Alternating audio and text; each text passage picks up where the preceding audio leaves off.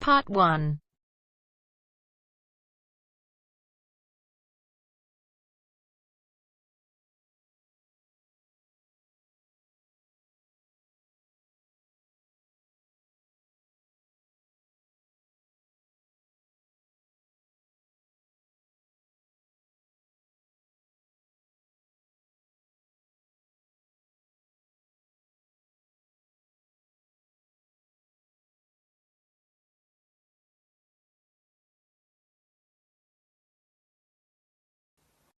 You will hear a telephone conversation between a travel company employee and a customer.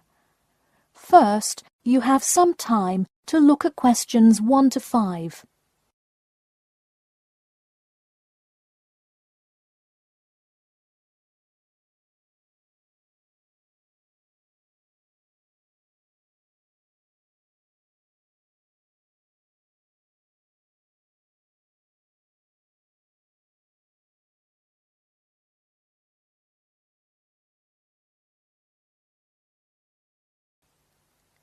Now we shall begin. You should answer the questions as you listen, because you will not hear the recording a second time. Listen carefully and answer questions 1 to 5. Hello? Hi, good morning. This is Talia from Parrot Bay Travel Agency. Is Robert Goddard there? Yes, speaking. I'm so sorry that I made such an early phone call, and I'm calling to ask a few questions about your most recent vacation. Could I have 5 minutes of your time? Sure thing. Great, thanks. Now, I see here that you visited Melbourne. Was this your first visit to Melbourne? No, I have actually been there twice before. I see. Now, what would you say was your favourite part about Melbourne? Well, I did like seeing the exotic wildlife, and there are great sights to see, but I have to say I was most impressed by the amazing weather. Yeah, the weather there is amazing. Which of the sites listed as part of our official tour did you see? And of those, which was your favourite? First I saw the theatre, which was beautifully designed. It was not nearly as cool as the town hall, though. The building is a huge part of Melbourne's history, definitely my favourite. I saw the aquarium too, but wasn't too impressed. I see. Yes, people often have great reviews of Town Hall. Now, I would like to ask you about your dining experience. Did you enjoy the food there? Absolutely, I loved it. I'm glad to hear it. Could you tell me a little bit about what you most enjoyed about the food? Being such an international city, I loved the variety. I could find any type of food I wanted, whether I wanted seafood, burgers, or anything else. You name it, and they had it. Did you drive to Melbourne? No, I flew. I thought about going by train, but in the interest of time, I decided to go by plane. Right, I see. Before you hear the rest of the conversation, you have some time to look at questions 6 to 10.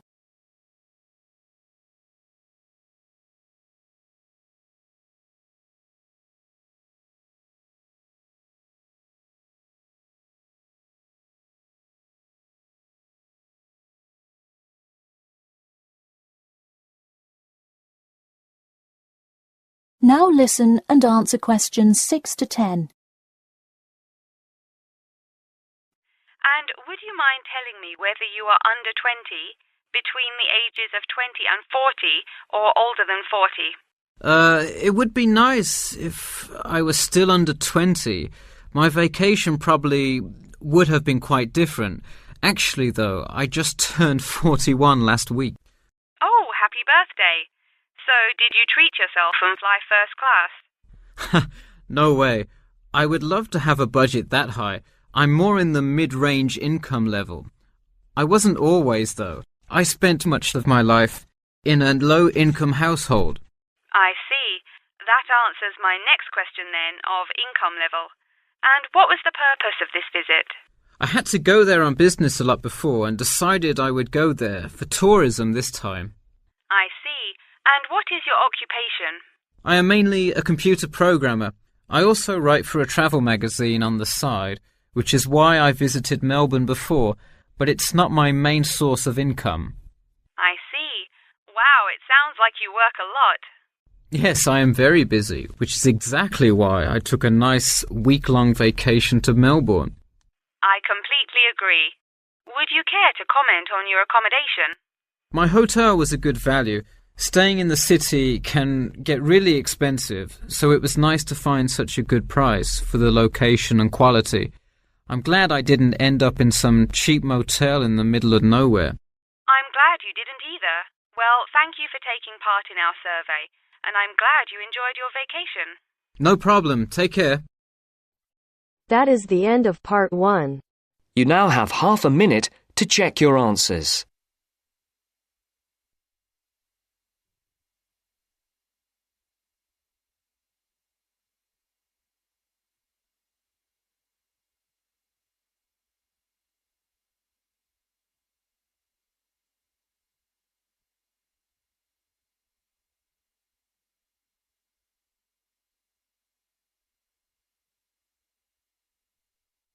Now turns to part 2. Part 2.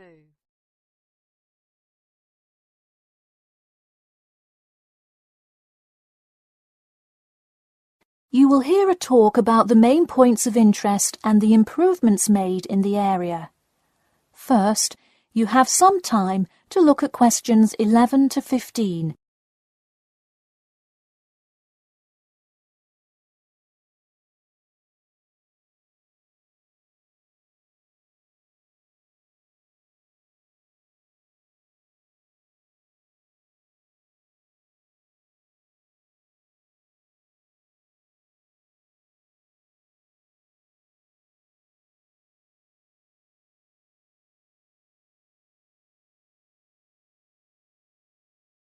Now listen carefully and answer questions 11 to 15. Thank you all for coming to our community meeting. As you know, we're excited to unveil our improvement plan as we look forward to the influx of tourists in the summer months. I'll start with a quick overview of the main points of interest in the area for anyone who may not quite know his or her way around yet, and then I'll get to the improvements made. First off is my favourite, the Science Museum, which is on the corner of St George Road. If you have not visited yet, I encourage you to go before the busy season. It is absolutely spectacular. There is even a flight simulator you can try out. Just west of the Science Museum is the National History Museum. It's a sight not to be missed as well, with each floor devoted to a different era in our nation's history. There are special exhibits for children with interactive games and fun history lessons too. If you're looking for parking, it is available on the intersection of Queen Street and South King Street in the car park. Standard hourly and daily rates do apply. The best place for souvenirs is the shopping mall, though it gets extremely busy during peak times. You can get there from the Tube or the entrance on Timber Road, just south of Cornwell Road.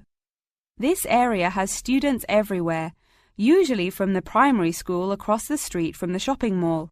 Classes often take field trips and engage in guided tours through the area. So that's the overview of the main sites, and hopefully by now I've given you a general idea of the area. Before you hear the rest of the talk, you have some time to look at questions 16 to 20.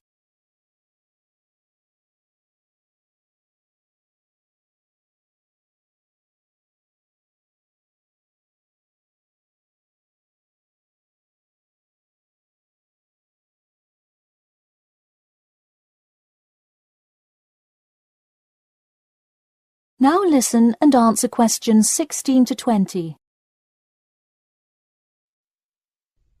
Now I'm going to outline the improvements we have made in our efforts to make the experience even better for each and every one of our visitors. You probably noticed when you first drove into the car park this morning that there is now additional signage to help avoid confusion. The directions were not entirely clear at first, so we have increased the number of one-way signs indicating the correct direction of traffic flow. Not far from there, in line with our mission of giving back to the community, we constructed a brand new playground for the primary school. It is really something to be excited for. The equipment is state-of-the-art and includes swings, a small climbing wall, and even an obstacle course. Now we'll head north and take a look at the Science Museum. In response to our feedback from past visitors to the museum, there is now free information available outlining not only upcoming IMAX showings, but also natural wonders like meteor showers, eclipses, and other cool natural events. The Science Museum isn't the only museum improving the experience of its visitors. The National History Museum has added an entire new wing to its facility to accommodate the large crowds of people gathering to see the Civil War exhibit, Inventions Timeline exhibit, and other wonderful sections of the museum. The increase in space will definitely give a more calm, comfortable experience for visitors. And finally, remember when there was actually a line at the mall entrance from the tube station? It was terrible trying to get anywhere from the tube because foot traffic got so backed up sometimes. We have addressed that by adding another entry point into the mall from the other end of the platform to disperse the crowd. So those are the major improvements we have made. Clearly, having too many people that want to visit and enjoy what our community has to offer the public is a good problem to have, and I am confident that we have made the changes necessary to accommodate the growing interest in the area. As always, we welcome any questions, comments, or concerns about the new improvement plan. In a few minutes, I will open up the floor for questions, but you can also contact me or any other board member by email or through the city website. Thank you for coming, and I now encourage you to stay for the questions and answers panel occurring between now and 10:30. That is the end of part 2. You now have half a minute to check your answers.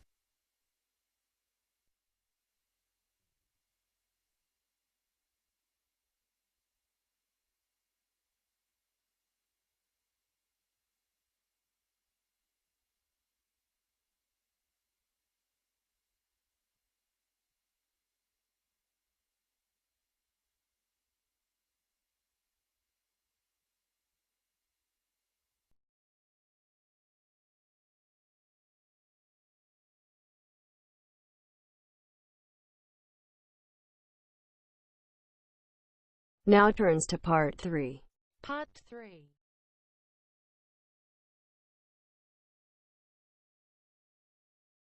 You will hear two students called Jane and Mark talking to their tutor about the project assignments for their senior thesis.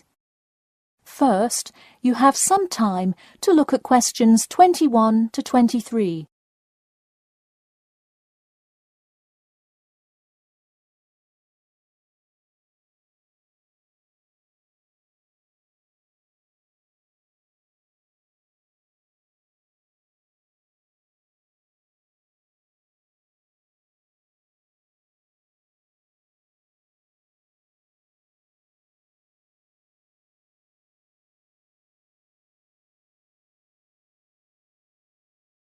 Now listen carefully and answer questions 21 to 23.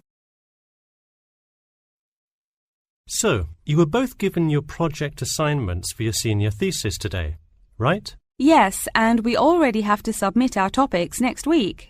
But how could they give us a grade this soon? No, next week's due date will not be counted towards your final grade. The teachers are just going to read your topic and give you feedback. Oh, I see. So first we should come up with our topics, and then what?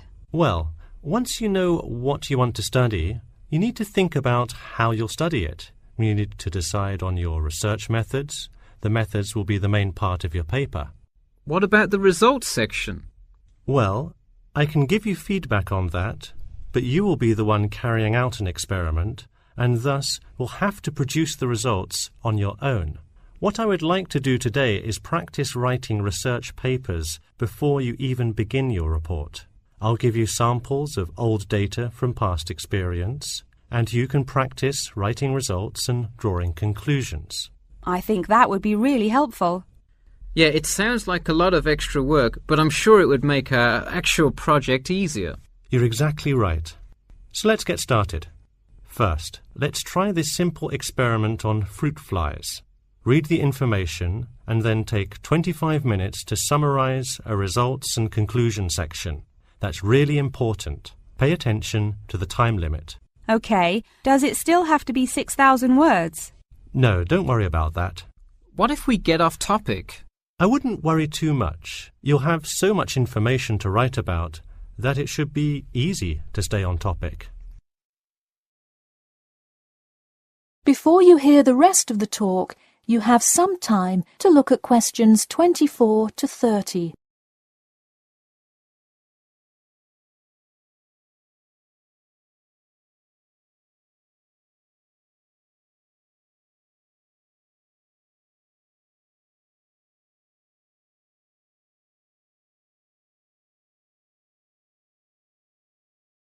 Now listen carefully and answer questions 24 to 30.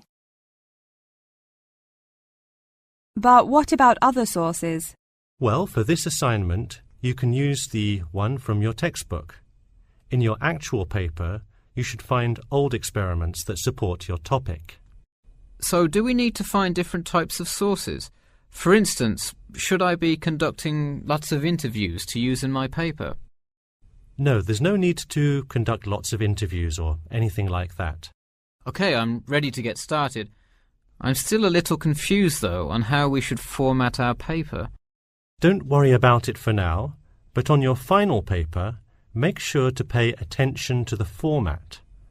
It should follow the guidelines exactly.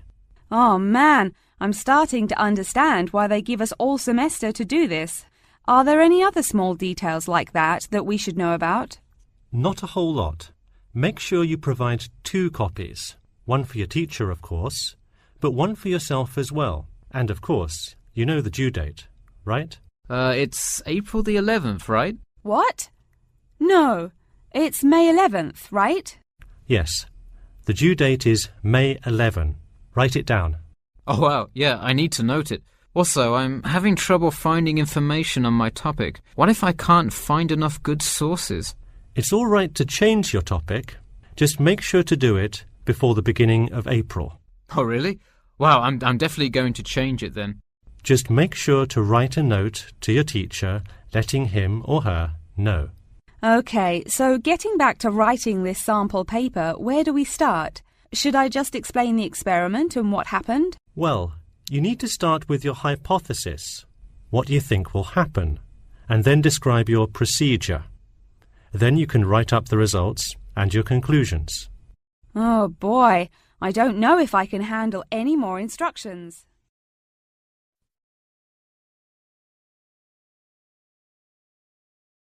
That is the end of part 3. You now have half a minute to check your answers.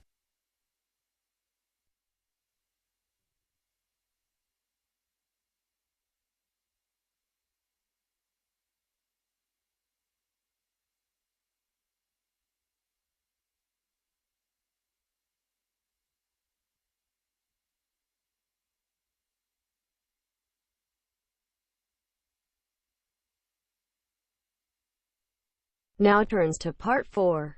Part 4.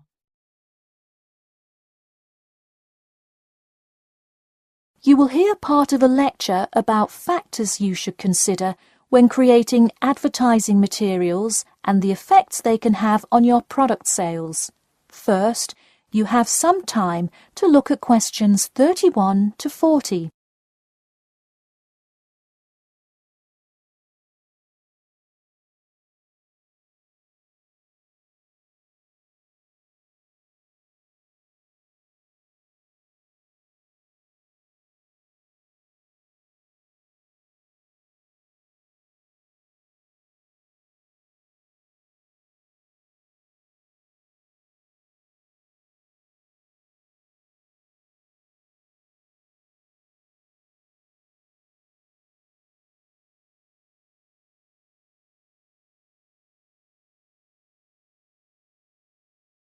Now listen carefully and answer questions 31 to 40.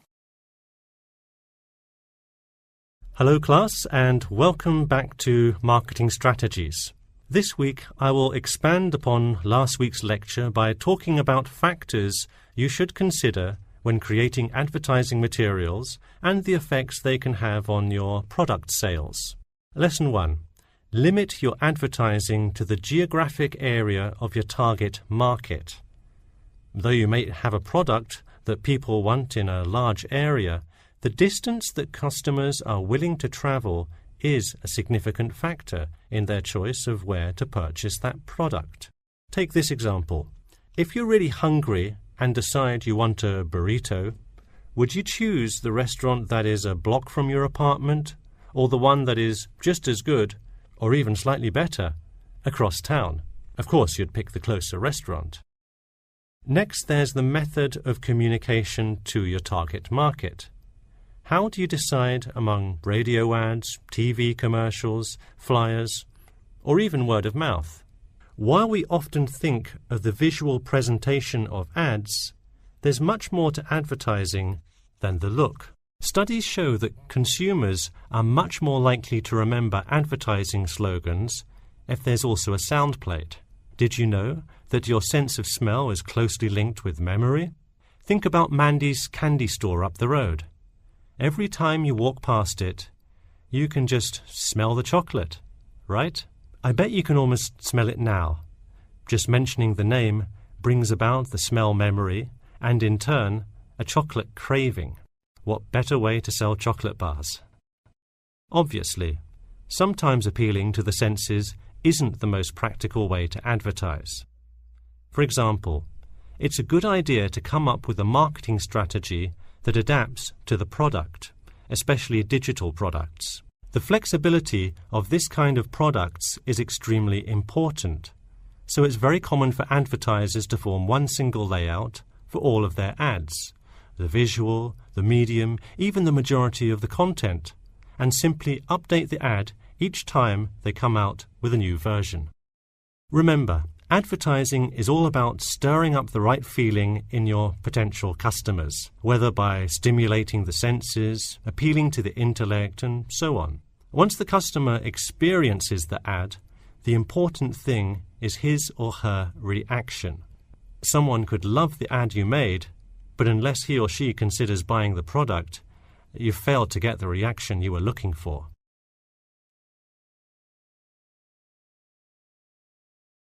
So once you have successfully reached your target customer, and you have his or her business, often you'll want to expand to a larger market. More often than not, the same marketing strategies you used in your small campaign may not work for a larger audience. The larger you scale your product, the more factors you must consider. For instance, Apple operates worldwide, so they must tailor their advertising for each market they enter. Often you'll see Apple ads on international flights that appear not only in English, which is the lingua franca of most regions, but also in the native languages of the majority of passengers. I travelled to Russia last week, and it was really interesting to see the same Nike ad that I've seen 100 times, except this time it was in Russian.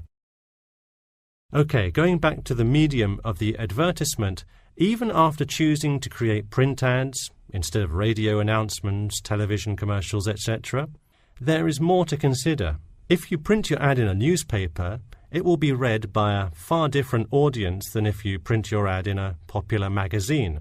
Would you put an ad for the new Justin Bieber album in a newspaper? Probably not, because that product is most suitable for youths. Let's face it, do you know anyone under the age of 25 that buys a newspaper? No. Now let's try a few strategy exercises. Imagine you're a company that is aiming to improve the environment by making products that reduce human waste. How would you advertise your product? Clearly it would send the wrong message if you put up flyers or other materials that cause lots of waste paper. Consider instead putting commercials on the Health Channel or buying ad space on websites like UNESCO. Or here's another example. What is one great place to advertise suntan lotion? How about a swimming pool?